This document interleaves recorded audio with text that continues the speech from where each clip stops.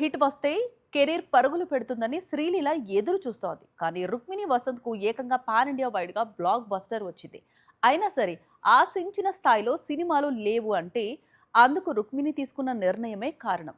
Career ఎన్ని సినిమాలు ఉన్నాయి అని కాదు, ఎన్ని బ్లాక్ బస్టర్స్ పడ్డాయి అనే లెక్క ముఖ్యమంటోంది కాంతారా హీరోయిన్. కన్నడ హీరోయిన్ రుక్మిణి వసంత్ గత ఏడాది ఈ పేరు సెన్సేషన్ కు మారు పేరు.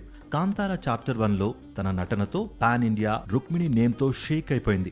అయితే తరువాత మాత్రం రుక్మిణికి అనుకున్నంత స్థాయిలో అవకాశాలు రాలేదు. అందుకు రీజన్ కూడా లేకపోలేదు. కాంతారా చాప్టర్ 1 రిలీజ్ కు ముందు రుక్మిణి వసంత్ కొన్ని తెలుగు, తమిళ చిత్రాల్లో నటించింది. మదరాసి, ఏస్, అప్పుడో ఇప్పుడో ఎప్పుడో లాంటి చిత్రాలు చేసింది. కానీ సరైన విజయాన్ని అందుకోలేకపోయింది. దీంతో కాంతారాతో విజయం తర్వాత ఆచితూచి సినిమాలను ఎంపిక చేసుకుంటోంది. ప్రస్తుతం రుక్మిణి చేతిలో 2 పాన్ ఇండియా బిగ్గెస్ట్ ప్రాజెక్ట్స్ ఉన్నాయి. ఒకటి యష్ సరసన నటించిన టాక్సిక్, మరొకటి ఎన్టీఆర్ ప్రస్తుతం నటిస్తోన్న కొత్త చిత్రం డ్రాగన్. ఇప్పుడు కాలీవుడ్ లో తెరకెక్కుతున్న మరో క్రేజీ ప్రాజెక్ట్ ధర్మంలోనూ రుక్మిణి నటిస్తోందని ప్రచారం కూడా జరుగుతోంది. అదే నిజమైతే ఇండస్ట్రీలో కో క్రేజీ ప్రాజెక్ట్స్ లో రుక్మిణి భాగమైనట్లే లెక్క. టాలీవుడ్ నుంచి డ్రాగన్, కాలీవుడ్ నుంచి థర్మన్, శాండల్వుడ్ నుంచి టాక్సిక్. మొత్తంగా Rukmini Vasanth plan B perfect గా వర్కౌట్ అవుతోంది అని చెప్పాలి.